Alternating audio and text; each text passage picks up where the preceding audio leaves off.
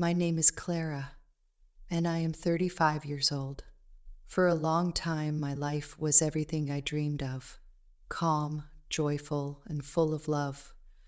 I had a wonderful husband, Liam, and two beautiful children, Noah and Mia. Our days were filled with laughter, family dinners, and the quiet contentment of a life well lived. But life has a way of surprising you, sometimes in the most painful ways. Liam and I met when I was young, full of dreams and ambition. He was older, wise and kind, a steady presence who made me feel safe in a world that often felt overwhelming. His smile, warm and genuine, felt like home. When we married, it was a celebration of our love. I can still picture that day, the sunlight on my white dress, Liam's proud smile in his black suit, and the way he held my hand as if we were stepping into forever. As years passed, our family grew. Noah and Mia became the heart of our world, bringing endless joy and laughter. Liam, ever the devoted father and partner, encouraged me to grow. "Clara," he often said, "knowledge is power. Learn everything you can about our family business. It's our future." I followed his advice, balancing the roles of mother, wife, and businesswoman, all with Liam's unwavering support by my side. Then, one evening, everything changed. We had friends over to celebrate a major milestone, a new business deal that Liam had worked tirelessly to secure. The room was alive with conversation and laughter, but Liam seemed quieter than usual. His face was flushed, his movements slower. "I feel a little hot," he said softly. I thought it was just the excitement of the evening, but moments later he collapsed.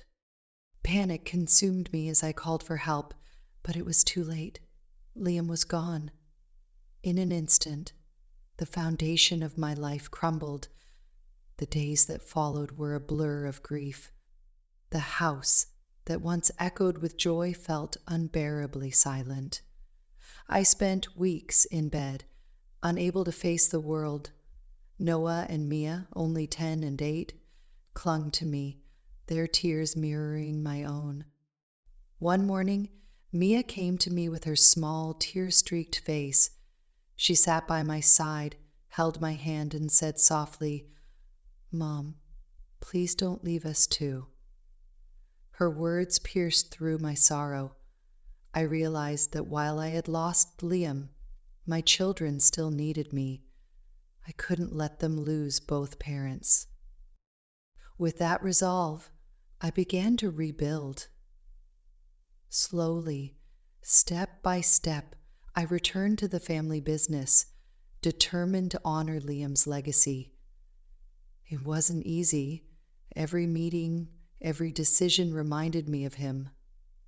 But I pressed on, finding strength in my children's smiles and the memory of Liam's encouragement. One day, as I sorted through Liam's belongings, I found a letter he had written before he passed. His words felt like a lifeline. "Clara, you are strong. Don't let life take your smile. Live fully for yourself and the kids." Tears streamed down my face, but for the first time, they were tears of hope. Liam wanted me to live, not just survive. 4 years passed, and I convinced myself that love was no longer a part of my future. My focus remained on Noah and Mia, ensuring they grew up surrounded by love and stability.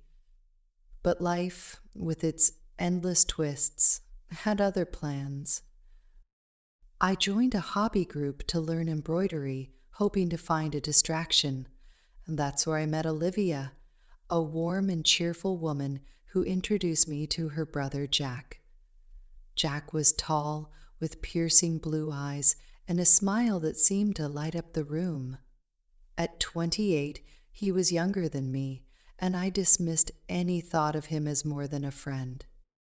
But Jack didn't see the age difference the way I did. He listened to my story with genuine interest, never judging, always patient. One evening, after we had been talking for hours, he said, "Clara, you're beautiful. You deserve to be happy." His words stirred something in me, a sense of possibility I hadn't felt in years.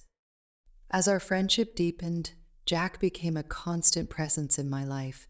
He was patient and kind, never rushing me, but always there when I needed him. Slowly, I began to see him not as someone filling a void, but as someone creating new space in my heart. I was terrified of what people would think, especially Noah and Mia. But when I finally told them about Jack, their response surprised me. "Mom, he makes you happy," Noah said with a shy smile. "That's what matters." Their acceptance gave me the courage to take the next step. One evening, as the sun dipped below the horizon, Jack looked at me and said, "Clara, I love you. Let's build a life together." My heart raced.